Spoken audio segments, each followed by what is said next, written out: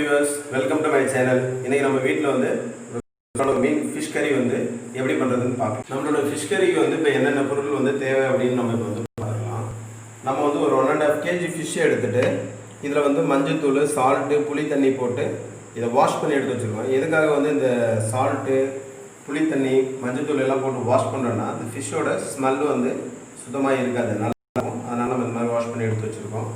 இதுக்கு வந்து பார்த்திங்கன்னா ஒரு 4 பச்சை மிளகாய் எடுத்து கீந்தி வச்சுருக்கோம், கொஞ்சம் கருவேப்பிலை எடுத்து வச்சுருக்கேன், ஒரு 2 பூண்டு வந்து சின்ன பூண்டு 2 பூண்டு வந்து உரிச்சு எடுத்து வச்சுருக்கேன். நம்ம நாட்டு பூண்டு தான் யூஸ் பண்ணுவோம். இப்போ நாட்டு பூண்டுன்னு பார்த்தீங்கன்னா பல்லு இந்த மாதிரி உங்களுக்கு குட்டியாக வரும். ஃபிஷ் கறிக்கு வந்து நாட்டு பூண்டு ரொம்ப நல்லாயிருக்கும், நீங்கள் நாட்டு பூண்டே ட்ரை பண்ணுங்கள். நம்ம வந்து ஃபிஷ் கறிக்கு வந்து சுத்தமாக பெரிய வெங்காயம் சேர்க்க மாட்டோம். நம்ம சின்ன வெங்காயம் வந்து ஒரு 1/4 கிலோ சின்ன வெங்காயம் எடுத்து உரித்து கட் பண்ணி வச்சுருக்கோம். ஆயில் வந்து ஒரு 2 ml, இது கடலை எண்ணெய்.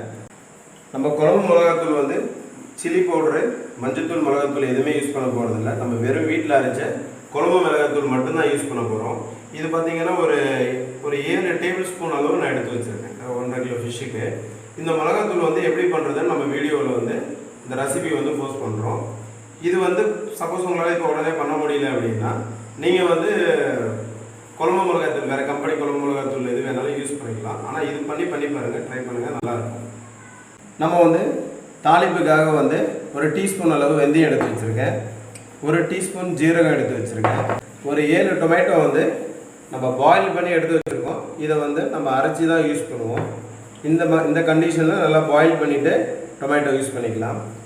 நம்ம 1.5 கிலோ ஃபிஷ்ஷுக்கு வந்து ஒரு 1.5 கோகனட் வந்து மில்க் எடுத்து பால் எடுத்து வச்சுருக்கேன். நல்லா வந்து அரைச்சிட்டு பால் புளிஞ்சு எடுத்து வச்சுருக்கேன். புளி வந்து பார்த்திங்கன்னா 100 கிராம் புளியை வந்து கரைச்சி இந்த மாதிரி புளி தண்ணி எடுத்து வச்சுருக்கோம். இப்போ வந்து நம்மளோட ஃபிஷ் கறி வந்து எப்படி பண்ணுறதுன்னு வாங்க பார்க்கலாம்.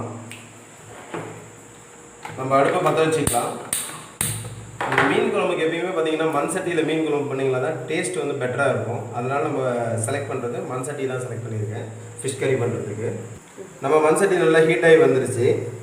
இப்போ எடுத்து வச்சுருக்கேன் கடலை எண்ணெய் சேர்த்துக்கலாம். குழம்புக்கு எப்பயுமே வந்து கடலை எண்ணெய் நல்லாயிருக்கும்.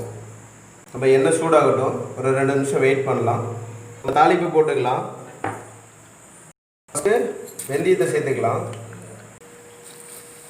சீரகம் சேர்த்துட்டோம். நம்ம வெந்தயம் லைட்டாக ப்ரௌன் ஆன உடனே நம்ம வெந்தயம் வந்து லைட்டாக ப்ரௌன் ஆகிடுச்சு.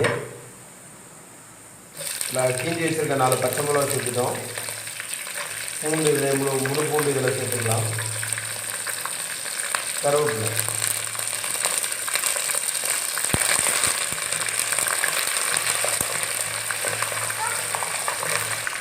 நம்ம சின்ன வெங்காயம் இதில் சேர்த்துக்கலாம். இந்த வெங்காயத்தை நல்லா கிண்டி விடலாம். இந்த வெங்காயம் வந்து கொஞ்சம் ப்ரௌன் ஆகிற வரை இந்த வெங்காயத்தை நல்லா வதக்கணும்.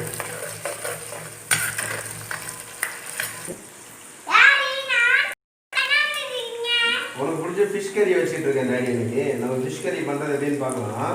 நம்ம வந்து தக்காளி வந்து பாயில் பண்ணி எடுத்து வச்சுருக்கோங்க. எப்போ நம்ம ஃபிஷ் கறிக்கு ஏன் தக்காளி வந்து பாயில் பண்ணி யூஸ் பண்ணணும் அப்படின்னா, இது நீங்கள் பச்சை தக்காளி போடும்போது இந்த பச்சை போகிறதுக்கு ரொம்ப நேரம் ஆகும். இந்த மாதிரி யூஸ் பண்ணிங்கன்னா டேஸ்ட் வைஸ் இன்னும் பெட்டராக இருக்கும். நம்மளோட குழம்பு வந்து நல்லா ஜூஸியாக இருக்கும், நல்லாயிருக்கும். அதனால் இந்த மாதிரி ட்ரை பண்ணி பாருங்கள், நல்லாயிருக்கும்.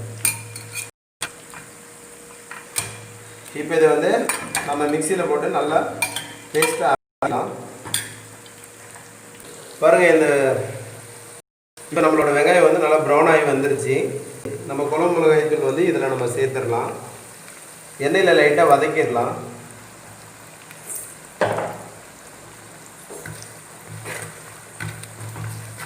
மாதிரி குழம்பு மிளகாத்தூள் நல்லா வதக்கி 1 நிமிஷம் எண்ணெயில் வதக்கினா போதும், ரொம்ப நேரம் வதக்க வேண்டாம். மிளகாத்தூள் வந்து தீஞ்சிடும். பாருங்கள், நல்லா பேஸ்ட் ஆகிடுச்சு. நம்மளோட தக்காளி வந்து அரைச்சிட்டோம். இப்போ இது இந்த கண்டிஷனில் வந்துட்டு இதில் ஆட் பண்ணிடலாம். ரொம்ப சிம்பிளாக சீக்கிரமாக ரெடி ஆகிடுங்க. நம்ம குழம்பு மிளகாத்தூள் மட்டும் வீட்டில் ரெடி பண்ணி வச்சுக்கிட்டோம்னா குழம்பு பார்த்திங்கன்னா ஒரு 15 நிமிஷத்தில் நம்ம மீன் குழம்பு ரெடி பண்ணிடுவோம். நம்ம கல் உப்பு வந்து மீன் குழம்புக்கு சேர்த்துக்கலாம். நம்ம உப்பு வந்து எவ்வளோ உங்களோட குழம்பு எவ்வளோ வைக்கிறீங்களோ அதுக்கு தேவையான அளவு கல் உப்பு போட்டுக்கோங்க.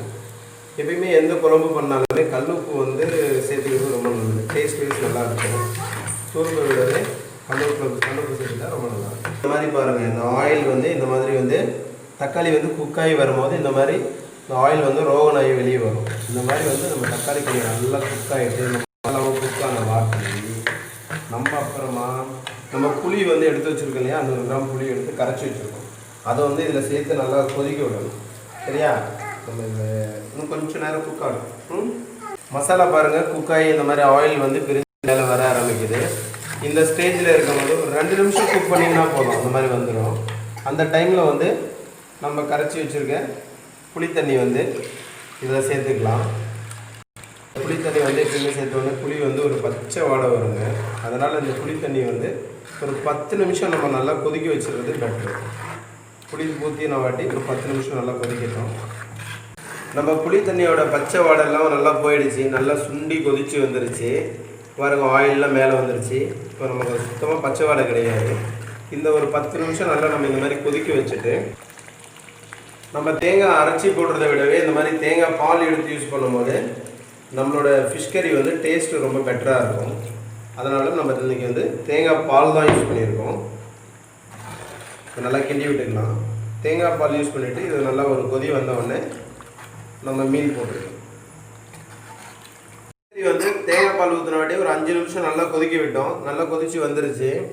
ஆல்ரெடி சால்ட்டு வந்து நம்ம செக் பண்ணிடலாம்.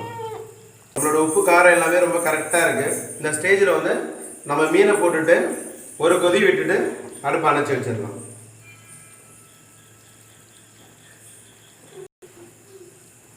நம்ம மீன் போட்டு ஒரு 2 நிமிஷத்துலேயே பார்த்தீங்கன்னா இந்த மாதிரி நாலா பக்கம் நல்லா கொதிச்சு வரும். இந்த ஸ்டேஜில் இருக்கும்போது மீன் வந்து பார்த்தீங்கன்னா ஒரு 2 நிமிஷம் நல்லா கொதிச்சு வந்தாலே போதும், மீன் வந்து குக் ஆகிடும். இப்போ நம்ம அடுப்பை வந்து அணைச்சிடலாம். பார்த்தீங்களா, நம்ம அடுப்பை ஆஃப் பண்ணதுக்கு அப்புறமே நல்லா கொதிச்சிட்டு இருக்கு. நம்ம மண் சட்டியில் பண்ணுறதுனால அந்த ஹீட் அந்த அளவுக்கு இது வந்து அப்சர்வ் பண்ணி வச்சுக்கும். இப்போ இந்த நம்ம மல்லித்தலை மட்டும் கொஞ்சம் போட்டு விட்டுறலாம்.